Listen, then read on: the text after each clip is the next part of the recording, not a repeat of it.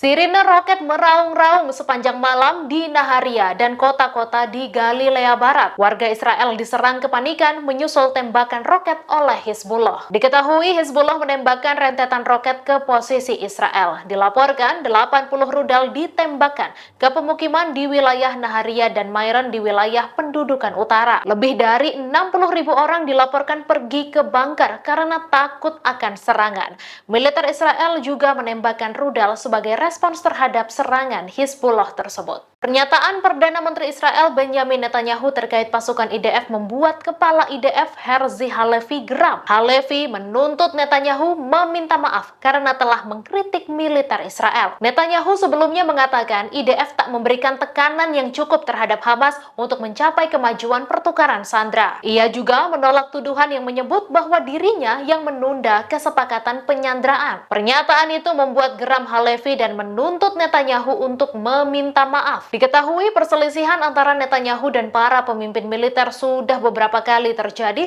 sejak agresi di Gaza. Perselisihan itu terutama soal siapa yang harus bertanggung jawab atas operasi yang dilancarkan Hamas. Putra Perdana Menteri Israel Benjamin Netanyahu, Yair Netanyahu, menuduh Qatar sebagai salah satu sponsor terbesar terorisme negara. Tuduhan ini memicu reaksi keras dari pemimpin negara Islam di Teluk tersebut. Pernyataan Yair muncul pada saat sensitif dalam perundingan gencatan senjata untuk memulangkan para sandera, di mana Doha memainkan peran mediasi yang penting. Seorang pejabat Israel memperingatkan bahwa pernyataan Yair dapat memperumit perundingan. Putra Netanyahu itu juga menuduh Doha sebagai donor terbesar bagi universitas-universitas Amerika. Ia mengkritik pendanaan radikal dan organisasi milik George Soros karena mengorganisir protes terhadap Israel. Lebih dari seperempat penduduk Israel mempertimbangkan untuk meninggalkan negara tersebut. Survei terbaru juga menunjukkan bahwa kepercayaan masyarakat terhadap kepemimpinan politik dan militer Israel telah menurun drastis. Hanya 12% responden Yahudi yang mendukung rencana pemerintahan sipil yang didukung oleh Amerika Serikat. Dukungan semakin merosot saat Israel berencana untuk memperluas perang melawan Lebanon. Hampir setengah dari warga Arab Israel mengatakan mereka akan beremigrasi jika diberi kesempatan. 1 dari 4 orang Yahudi Israel akan meninggalkan Israel ke negara lain. Hasil jajak pendapat ini mencerminkan ketidakpercayaan yang terus-menerus terhadap kepemimpinan politik dan militer Israel. Menteri Keamanan Nasional Israel Itamar Ben-Gvir menyerbu halaman Masjid Al-Aqsa pada Kamis 18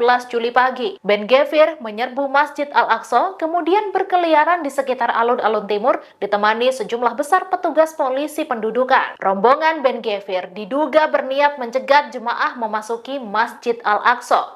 Ini adalah ketiga kalinya Ben-Gvir menyerbu Al-Aqsa. Diketahui Ben-Gvir memiliki latar belakang politik yang mendukung pengusiran warga Palestina dari tanah mereka. Ia pernah mengeluarkan pernyataan kontroversial dengan menyerukan eksekusi tahanan Palestina. Bahkan ia belak-belakan mengakui sengaja memperparah kondisi penjara yang menahan tahanan Palestina. Download Tribun X sekarang, menghadirkan lokal menjadi Indonesia.